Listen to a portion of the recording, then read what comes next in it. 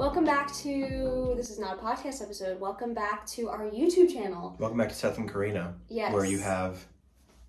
I'm Carina. And I'm Seth. Today we're going to be going through some phrases and things that both of us have heard growing up introverted, growing up shy, kind of just awkward social situations that we found ourselves in, and we hope that this can either educate you and tell you what not to say to your introverted friends, or if you are an introvert or grew up shy, tell us if you relate and if we missed any, sorry, that was really awkward. It's okay. Hopefully this will either educate you and tell you what not to say around your introverted friends, or if you are an introvert or grew up shy, or just not even shy, you just have had kind of phrases thrown at you in public that make you uncomfortable. I don't know, recently we've been put in pressing situations, I think sometimes, whether we're meeting lots of different friend groups, or now that we're engaged, if you didn't know, we are interacting We're interacting with lots and lots of family, and sometimes, while it's all wonderful, sometimes you are put in uncomfortable situations. And so, we're just going to talk through some of those phrases and share our experience. So don't forget to subscribe to this channel because we're trying to grow and connect to you guys. Go check out our podcast. We're on YouTube and Spotify.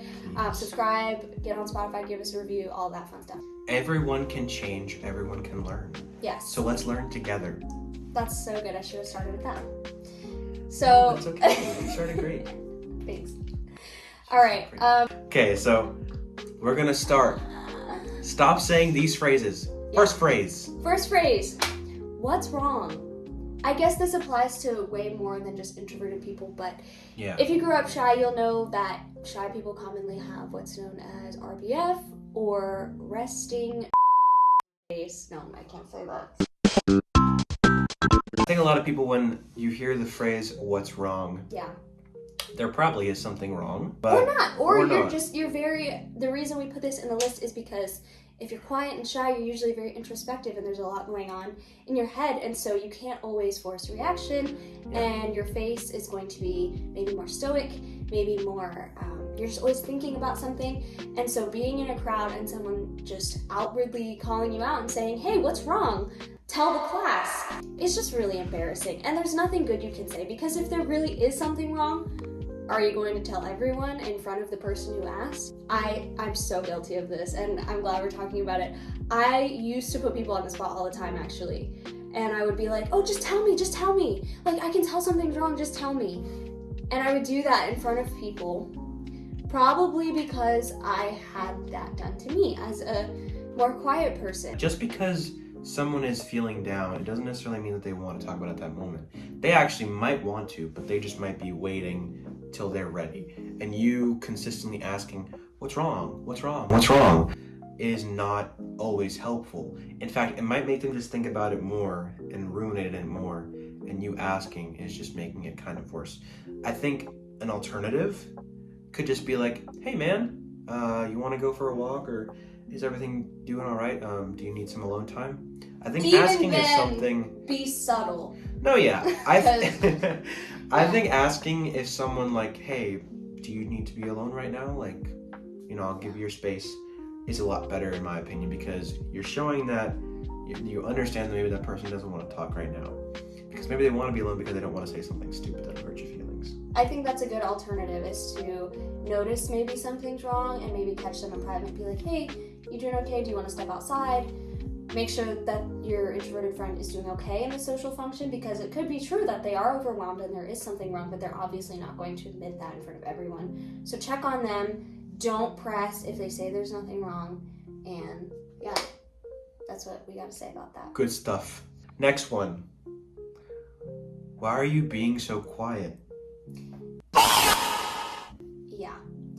That one is age old. Like, I have been hearing that my whole life. It's gotten a lot better since late high school and being in college, just because I kind of picked up on being more social. But I would hear that so often, especially from like older family members as a kid. Why are you so quiet? You need to get out of your comfort zone. Go. Oh my gosh, being commanded by your parents to go talk to someone when you were a kid. Did you ever have that happen to you? Yes. I can feel the fear right now. I think it comes from a good place, but it's completely misunderstanding that I'm not being quiet. This is just how I am. I'm just observing. I'm just watching. I just want to watch you talk so I can understand you better. I want to watch the people around me so you know I can understand them better, and I want to wait for my turn to speak. Why am I being so quiet? I don't know. Why are you being so loud? Yeah. Why are you talking so much? Yeah. I think at the end of the day, who cares if I'm being too quiet, Especially in a group setting where there's multiple people. If I don't want to talk that much, it's okay. I just think this is always going to be around, and it's interesting that it's more normal to ask more quiet people, why are you so quiet? Why are you so shy? Just be happy, just smile. But you would never say that to someone who's being overly loud.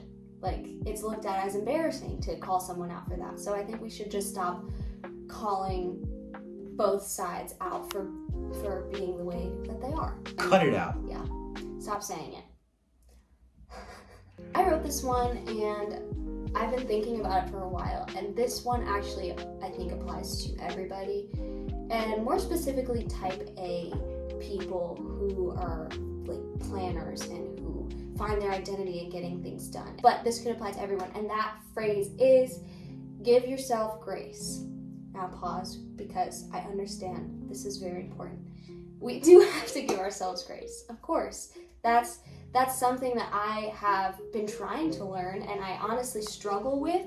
I struggle with the concept of grace sometimes because I feel like I have to do things in order to earn my place or earn whatever benefits come my way. The concept of grace and the phrase give yourself grace is actually so deep. And when it's thrown around, it's made to be this simplified, quick fix kind of band-aid solution, especially in a deep conversation. I might be sharing a struggle for how difficult it is to not get all the tasks done that are on my calendar. And to hear the response, you just have to give yourself grace. I don't know, sometimes I understand the intention behind it, but sometimes it feels like a quick, easy answer. Like, just give yourself grace, it's not that hard. And I know that's not how people usually mean it, but hearing that so often throughout my life, I would rather you unpack that idea to me. Okay, what does it mean to give myself grace? Like, what do you mean by that? And most people don't explain themselves. They just say the phrase and move on. And I think for people to grasp the depth of grace, it has to be discussed in a deeper context instead of just throwing around grace. We did actually a podcast episode on grace and forgiveness, and people just saying you have to forgive. Well, forgiveness is actually a very deep thing that takes a lot of emotional strain, I think, sometimes, and deep thinking. There are times where you have to be hard on yourself, or you are striving for something, and someone might say something like, give yourself some grace, give yourself some rest, when it's like, yeah, I should be resting, but at the same time, this is kind of an important moment. It's not as easy as just giving myself grace. That's what I'm trying to do, but you also understand that this is so important to me that I can't just give this up. I hyperfixate. It's hard for me to just give up on certain things. I don't want to just stop working because I need to give myself some grace. Mm-hmm. I can give myself some grace, but how do I keep going? Because I need to keep going. I can't just stop. Yeah. So just understand it a bit more. Understand it a bit more. All right. That was well said. Let's just go out. Why is it a problem? Because it is. I mean, that's the answer at the end of the day. And I don't want to be one of those pygmies that's like, I can't stand being around people. My social battery runs out a lot quicker. Understand why I don't want to go out. I don't want to not go out because I don't want to have fun. I don't want to go out because I just can't. It's too much. It's too much for me. I've had too much interaction and I need my time alone. So I can't just go out or just talk to people or just be with people. I need my time and my space to be alone, or else I can't function as a normal person in our society. Some people, I will say, do use it as an excuse and do not socialize at all because they think that they need to be alone all the time. And it is important for introverts to get their social interaction, but there is a limit, and in order to be recharged, like Seth said, it is impossible to do normal human things if you haven't been alone. So I guess I would just say, for more outgoing people to be more understanding if your introverted friend cancels on you for saying that they aren't able to go out, you know? If it's recurring, that's not good. Check in on the friendship. It is good to try and get your friend to go out, of course. But at the same time, understand that it's okay to also have those times where you're alone. Watch a movie. It's fine. Yeah. Stay inside. You know? Go to a restaurant where you can be at a table alone. It's fine. Like, unless your friend really wants to be alone with themselves, that's understandable. But maybe plan more home movie nights instead of wanting to go out to parties or restaurants and things. You know what sounds better than that? Genuinely. Sitting in a bathtub alone with a blackberry seltzer. I thought he was going to say with a rotisserie chicken. With rotisserie chicken from Walmart and some white rice and beans. Seth eats so much rotisserie chicken. I do. And I love it. Let's keep going. Next one. Why email? Why not just call them? First of all, bold of you to assume I don't like sending emails. I actually love sending emails and think I'm quite good at it. It soothes the soul for me to write a nice email, sign it with my name, schedule send.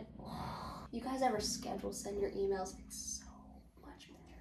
It's so much better than actually like sending them on the dot, because then you could send it like on a crisp hour. Calling is awkward, and I think most people feel that way. I feel like we're in society now where people don't like to call in general, even if you are an extrovert. Plus, every phone call is like automated at this point, and then when you talk to a representative, they're trying to get off with you on the phone as quick as possible. Yeah. Sometimes it literally does happen the exact way in your head that it'll happen. If you don't know what you're talking about, and you get on the phone who knows what they're talking about, and they're trying to help you, and you don't understand, it's just stressful. So why can't I just look it up on YouTube, and then email like a parts place to be like, how do I do you guys have this in stock? Instead of being like, hey, I just, help. Yeah. Every time I get off the phone, especially for a business reason or something, I want to find a recording of the phone call and listen back to it to make sure that I sounded normal. And I hyperfixate on that. I'm like, I need to listen to what I just said, but I can't, and now it's gone. Whereas with an email, I can reread that thing as many times as I want. I don't know if anyone else be putting their voice in a certain way when they get on the phone. You get off, you're on the phone and you're talking normal, right? You get on the phone, you're like, yes. Well, I think my voice gets higher. Yes. I'll be in at noon. Thank you. Okay, let's go to the next one. Okay. Last one. This is the last one. I feel like you're being rude. You're not talking. I think that kind of goes along with the why are you so quiet one. But this one is not coming from necessarily a great place. Yeah. I would actually prefer being asked, why are you so quiet? Over that. It's personally. True. It's true. It assumes negativity.